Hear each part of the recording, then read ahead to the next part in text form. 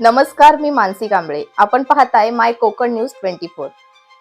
नगरदेवळा येथील मुस्लिम कब्रस्तान आता ग्रीन कब्रस्तान. झाडांच्या लागवडीने परिसराचा कायापालट. सामान्यतः कब्रस्तान म्हटलं की डोळ्यासमोर ओसाड आणि शांत जागेची प्रतिमा उभी राहते. मात्र नगरदेवळा येथील मुस्लिम कब्रस्तानाने हा समज पूर्णपणे पुसून टाकला आहे.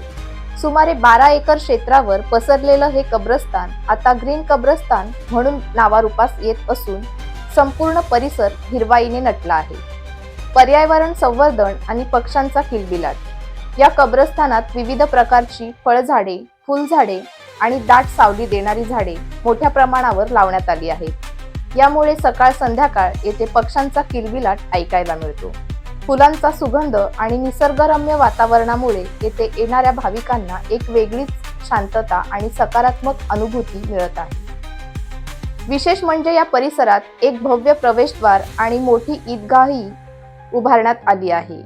मुंबई महानगरपालिकेचे विशेष सहकार्य या हरित उपक्रमात बृहन्मुंबई महानगरपालिकेचे उद्यान अधीक्षक जितेंद्र सिंग विठ्ठल सिंग परदेशी यांचे मोलाचे योगदान लाभले आहे.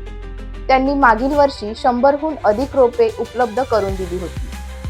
त्यानंतर फेब्रुवारी 2026 पासून सुमारे 450 विविध जातींची रोपं या उपक्रमासाठी पाठवण्यात आली आहेत. तरुणांचे श्रमदान आणि कमिटीचा निर्धार. रमजानच्या पवित्र महिन्यापूर्वी अली ग्रुप 313च्या तरुणांनी एकत्र येत मोठ्या उत्साहात श्रमदान केले आणि या रोपांची लागवड केली. तरुणांच्या या कार्याचे सर्वत्र कौतुक होत आहे. पर्यावरणाचे रक्षण करणे ही काळाची गरज आहे. या हरित उपक्रमामुळे कब्रस्तानाला एक नवीन रूप मिळाले आहे. भविष्यातही अशाच प्रकारे वृक्षारोपण आणि सौंदर्यीकरणाचे काम सुरू राहील. मुस्लिम पंच कमिटी नगरदेवळा इतर गावांसाठी प्रेरणादायी पाऊल. कब्रस्तानाचे सौंदर्यीकरण करतानाच पर्यावरण संवर्धनाचा दिलेला हा संदेश इतर गावांसाठी आणि संस्थांसाठी प्रेरणादायी ठरत आहे. केवळ धार्मिक स्थळ म्हणून नव्हे तर एक ऑक्सिजन झोन म्हणून या परिसराची ओळख निर्माण होत आहे.